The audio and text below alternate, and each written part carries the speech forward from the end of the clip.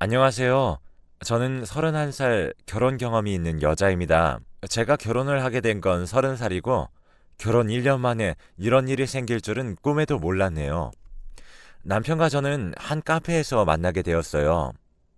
저희 동네에 카페가 새로 생긴다는 말에 관심 있게 봤거든요. 테이블 4개 정도의 작은 카페였지만 조용했고 사람이 많지 않아서 다른 프랜차이즈 카페보다 제 시간을 가질 수 있을 것 같아 그 카페에 다니게 됐죠. 제 나이 또래로 보이는 남자가 손님들이 오면 부드럽게 웃으면서 맞이하는데 그 모습이 참 좋아 보이더라고요. 그리고 커피를 내릴 때면 어찌나 즐거워하는지 정말 자기가 하고 싶어서 하는구나 싶었고, 그냥 돈을 벌기 위해서 어쩌다 붙은 회사에 다니면서 하루하루 아무런 의미 없이 살아가는 제가 어찌나 초라해 보이던지. 그런데 그분은 주말에만 나오고 평일에는 다른 여성분이 카페에 계셨어요. 훨씬 젊어 보이는 게 아르바이트생 같아 보였죠. 하지만 카페는 분위기와 커피 맛으로 가는 거잖아요. 그 카페는 조용하고 음악도 거슬리지 않고 거기다가 식물도 많이 배치되어 있어서 마음이 편안해지는 기분이었습니다. 거기다가 커피는 어떤 원두를 쓰는 것인지 너무 신맛이 강하지 않은 제가 딱 좋아하는 스타일의 커피였고, 다른 곳에 비해서 가격도 저렴했어요. 그러다 보니 야근이 없는 날이면 그 카페에 들러 책을 읽거나 휴대폰으로 웹툰을 보기도 하고 이런저런 시간을 보내는 것이 제 힐링이 되었습니다. 그러던 어느 날 제가 웹툰을 보고 있는데 그 사람이 제게 말을 걸더라고요. 자기도 좋아하는 웹툰이라고 하면서 웹툰 좋아하시냐고. 마침 손님도 없었던 터라 저랑 그 사람은 웹툰 이야기를 하기도 하고 책 이야기도 하면서 많은 이야기를 나눴습니다. 그러면서 제게 자주 와주셔서 감사하다면서 쿠키를 서비스로 주셨죠. 그날 이후 제가 그 카페에 갈 때면 우리는 반갑게 인사하는 사이가 되었고, 주말에 집에서만 있던 제가 카페에서 시간을 보내며 지내는 사람으로 바뀌게 되었습니다. 그렇게 어느 날 일주일 만에 만난 그 사람에게 궁금함을 참지 못하고 물었어요. 왜 주말에만 카페를 하고 있냐고 그랬더니 자기는 카페가 너무 하고 싶은데 아직 카페만 하기에는 자기의 수입이 좋지 않고 매출도 너무 들쑥날쑥이라 평일에는 회사를 다니고 있다고 했습니다. 정말 놀라웠어요. 많은 분들이 아시겠지만 회사를 다니면 주말에는 정말 아무것도 하기 싫고 그대로 누워만 있고 싶잖아요. 아니면 마음 편한 곳을 찾아서 드라이브를 가거나 스트레스가 확 풀리게 무언가를 하게 되는데 또 일을 하고 있다는 사실이 신기했죠. 그러자 그 사람은 이게 자신의 낙이라고 하더라고요. 내 카페가 있다는 사실도 너무 좋고 커피를 내려서 판매를 한다는 사실이 너무 좋다고 했습니다. 저보다 2살 나이가 많은 사람인데 정말 배울 게 많은 사람이었죠. 그 사람은 손님이 없을 때면 제 테이블에 케이크나 쿠키를 서비스로 주기도 하고 아메리카노나 드립 커피만 마시는 제게 새로 리필해서 가져다 주기도 하고 제 앞에 앉아서 이런저런 이야기를 나누기도 했습니다. 그러면서 점점 이 사람의 사고방식 그리고 성실함과 마음 씀씀이 등이 제 마음속을 파고들더라고요. 그리고 벚꽃잎이 흩날리던 봄이 되자 저는 제 마음을 감추지 말자는 생각이 들었습니다. 그동안 이야기를 해보았지만 연인에 대한 이야기는 하나도 하지 않았고 카페가 작다 보니 통화를 하는 것에 대해서 조금 들리기도 했는데 그때에도 누군가 사귀거나 하지는 않는 것 같았거든요. 저는 그 사람에게 카페가 끝나고 밤에 벚꽃 보러 가지 않겠냐고 물었더니 그 사람은 제 말을 듣고 잠시 고민을 하는 듯 싶다가 흔쾌히 알겠다고 하더라고요. 저는 정말 기뻤죠. 사실 전 나쁜 남자가 끌리는 것인지 그 전까지 정말 쓰레기라고 불리는 남자들을 많이 만났거든요.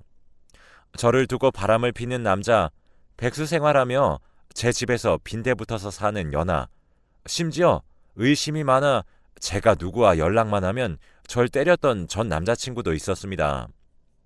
드디어 좀 괜찮은 사람과 잘 되는 건가 싶은 생각도 했죠.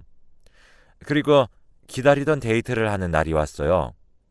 정말 이 날을 위해서 옷도 새로 사고 네일도 받고 팩도 열심히 하면서 피부 관리까지 하고 예뻐 보이기 위해서 정말 많은 노력을 했죠. 그게 빛을 발했는지 처음 만나서는 평소와 다르게 예쁘다는 칭찬을 받았습니다. 그 사람은 그저 셔츠에 가디건을 입었을 뿐인데도 멋지단 생각이 들더라고요.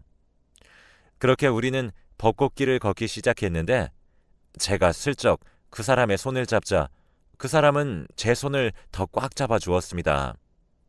그 사람도 제게 호감이 있다는 것을 알게 되자 심장이 미친 듯이 두근거리더라고요. 길고 긴 벚꽃길이 영원히 끝나지 않길 바랐지만 그건 제가 어떻게 할 수 없었고 저는 벚꽃길이 끝나갈 즈음 그 사람에게 정식으로 만났으면 좋겠다고 말을 했고 그렇게 연애를 시작했습니다. 제가 연애를 하게 된 경위를 친구들에게 말하면 정말 로맨스 드라마 한 편 찍었다면서 친구들이 놀릴 정도였는데 그래도 저는 좋기만 했죠. 사귀기 시작한 후 평일에도 만나고 싶었지만 알고 보니 그 사람의 회사는 지방이라 서울에 올라오고 싶어서 카페를 서울에 냈고 카페가 안정적이게 되면 회사를 그만두고 서울에 자리를 잡을 거라고 하더군요. 그래서 저는 그 사람과 주말에만 만날 수 있었죠. 평소 카페를 하기 위해서 새벽같이 올라와서 일을 하다가 하루는 사우나에서 잔다는 그 사람의 말에 사귄 지 3달이 지났을 때쯤 저희 집에서 자고 일하라고 했습니다. 저희 집에서 카페까지 걸어서 10분 정도의 거리에 있었거든요. 원룸이라 둘이서 산다면 힘들었겠지만 하루 자고 가는 것쯤은 괜찮을 것 같았거든요. 정말 고맙다고 했고 그때부터 저희 집에서 주 1회 잠을 자고 가게 됐는데 그러다 보니 제 집에 그 사람의 물건들이 하나둘씩 자리 잡게 되었어요. 거울 옆에 칫솔이 2개 있는 게 어찌나 좋던지 정말 보고 싶을 때면 집 곳곳에 있는 그 사람의 흔적들을 보면서 마음을 달랬죠. 저는 그 사람을 위해서 요리도 배우기 시작했어요. 일이 끝나고 돌아오면 밥을 해야 한다는 게 여간 귀찮은 일이 아니었는데 주말에 맛있는 것을 해먹이고 싶은 생각에 평일에 연습해서 제가 먹어보고 맛있으면 그 사람에게 먹이고 그럼 맛있다고 하는 그 모습에 기분이 다 좋아졌거든요. 그리고 제가 밥을 해줄 때마다 이렇게 얻어먹기만 해서 미안하다고 카페가 순조로워지면 먹고 싶은 걸 다 사주겠다고 정말 열심히 하겠다고 하는데 저를 위해서 더 노력하려는 모습이 정말 감동이었습니다. 연애를 하는 그 기간들이 정말 행복했어요. 그동안 쓰레기 같은 사람들을 만나느라 고생한 것이 다 보상받는 기분이었거든요. 주말을 기분 좋게 보내니 평일에 회사를 다니는 것도 전보다 힘들지 않았습니다. 연애 기간이 6개월이 넘어가자 제 주변의 친구들도 소개를 해주기 시작했는데 친구들마다 그 사람을 보면 제 인생에 이렇게 번듯한 사람을 만날지 몰랐다면서 앞으로 행복할 일만 남았다며 축하해주곤 했어요. 저는 살면서 처음으로 누군가와 결혼이란 걸 하고 싶다는 생각이 들었죠. 안 그래도 30살에 점점 가까워질 때마다 친척과 부모님들의 결혼 이야기에 점점 진절머리가 나고 있었는데 제가 이렇게 번듯한 사람을 데려가면 어떤 표정을 지으실지 벌써부터 기분이 좋아지는 것 같았습니다. 그래서 어느 날 제가 결혼 이야기를 조심스럽게 꺼냈죠. 그러자 그 사람의 표정이 안 좋아지더라고요. 결혼하는 것이 혹시 부담스럽냐고 물어보니 아직 자기가 안정적이지 않아서 결혼을 하기엔 저에게 부담을 너무 많이 줄 것 같다면서 조금 이따가 하자고 하더라고요. 솔직히 그 말이 무엇인지 이해할 수 있었습니다.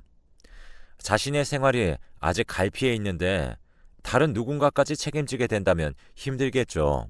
그래서 저는 알겠다고 그리고 바로 하자는 게 아니라 저는 결혼하고 싶은 생각이 있다. 그러니 안정적이게 되면 바로 하고 싶다고 말했죠. 그 사람은 알겠다고 자신과 함께 해주려고 해서 정말 고맙다고 말하면서 제 손을 꼭 잡았습니다.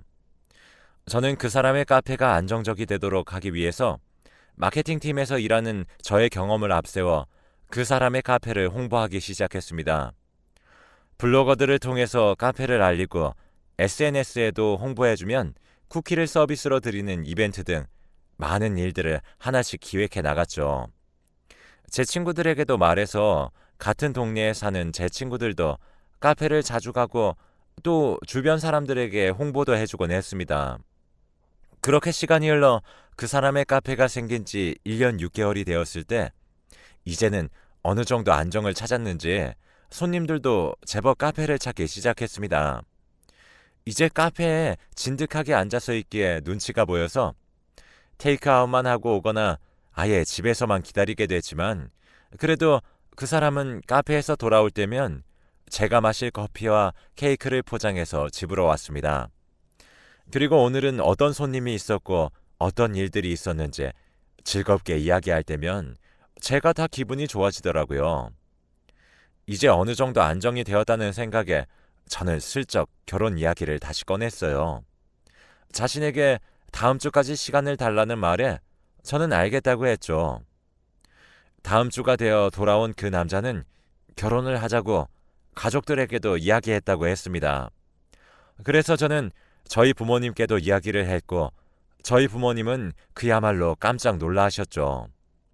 바로 그 주 주말에 저희 집에서 같이 밥을 먹기로 하고 그 사람과 함께 시간을 보낸 부모님은 사람이 정말 바르다고 어떻게 이런 사람을 만났냐고 하면서 저에게 칭찬을 아끼지 않으셨습니다. 그리고 이제 그 사람의 부모님을 만나는 날이 되었습니다. 설레는 마음으로 나가보니 처음부터 대뜸 미안하다고 하시면서 오시더라고요. 부모님께서는 성인이 되고 얼마 지나지 않아 사고로 돌아가셨고 삼촌 네 분이시라 같이 나와주셨다면서 인사를 시켜주셨습니다. 삼촌 네 분과 이야기를 하는데 어찌나 칭찬을 해주시는지 제가 다 기분이 좋을 정도였어요. 그런데 그분들께서 또 미안하다고 하시면서 현재 자금이 넉넉하지 않아서 결혼을 성대하게 하기 힘들 것 같다며 결혼은 여자에게 큰일인데 이런 말을 하게 돼서 속상하다고 하셨습니다. 혹시 스몰 웨딩으로 가족들과 친구 몇 명만 데리고 하면 어떻겠냐는 말에 저는 괜찮다고 했죠. 사실 집 구하는데 돈이 어마어마하게 드는데 결혼으로 돈을 많이 쓰는 것은 사치가 아닐까 생각했었거든요. 제 말에 반색하시는 어른들을 보자 저는 스몰 웨딩으로 하기로 마음을 굳게 먹었습니다. 그렇게 결혼을 준비하는 데에 있어서는 막힘없이 진행이 되었어요. 그 사람도 이것저것 많이 알아봤는지 제게 이런저런 것들을 말해주더라고요. 저희는 펜션 사장님께 양해를 구하고 펜션 4채를 빌려서 가족 몇 명과 친구들 몇 명만 불러서 결혼을 하기로 했습니다. 음식은 출장 뷔페로 준비를 하기로 했죠. 돈을 줄이기 위해서 웨딩 사진도 사진 찍기 좋아하는 친구에게 부탁해서 셀프 웨딩 사진을 찍으면서 결혼 준비를 착착 진행해 갔습니다. 그런데 한 가지 의아한 것은 혼인신고에 관한 이야기였습니다. 저는 하루라도 빨리 이 남자가 내 남자다 도장을 딱 찍고 싶었는데 이 사람은 2년 정도 살아보고 나서 아이가 생기면 혼인신고를 하자고 하더라고요. 그래서 왜 그러냐, 그건 여자가 보통 말하지 않냐고 하니 저를 생각해서 그런 거라고 하는데 저는 그런 거 걱정 안 해도 된다고 했는데도 고집을 피우더군요. 그리고 기다리던 결혼식 때는 정말 기분이 좋았어요. 드디어 그 사람과 가족이 된다는 사실이 행복했습니다. 갈등이 조금 있었던 혼인신고서도 제가 도장을 찍어서 남편에게 주니 남편이 접수를 하겠다고 했고 딱히 지역에 상관없이 구청에 가면 된다면서 외근이 많은 자신이 접수를 하겠다고 하기에 그러라고 말했습니다. 그 사람은 집안일도 나눠서 하고 생활비도 계산해서 반반씩 내고 나머지는 자기 용돈으로 하자는 식으로 저와 협의를 하고 제가 이상적으로 생각했던 부부 생활을 하게 해주었죠. 한 가지 안타까운 건 그 사람이 어느 정도 카페에 매출이 나올 때까지 회사와 카페를 병행해야 한다는 사실이었습니다. 제가 회사를 다니면서 돈을 버니까 카페에만 집중해보지 않겠냐는 말에도 그 사람은 완고했습니다. 서운하긴 했지만 그 사람의 의견을 존중해 주어야 한다고 생각했기에 응원해 주기로 했어요. 저는 하루하루가 너무 행복했답니다. 주말에만 만나다 보니 매주 엄청나게 애틋하더라고요. 그 사람이 금요일 밤 늦게 집으로 와서 저와 함께 있다가 토요일 아침 일찍부터 카페를 열었고, 토요일 밤과 일요일 아침 이렇게 저와 시간을 보내다 일요일 카페를 닫으면 다시 회사로 향하기를 6개월 정도 했을 때였습니다. 회사에서 일을 하고 있는데 친구에게서 카톡이 오더라고요. 뭔가 이상한 이야기를 들었다고 하더니 여기 알바생이 혹시 남자냐고 물었습니다. 그래서 알바생은 쭉 여자였다고 하니 친구가 이상하다고 하더라고요.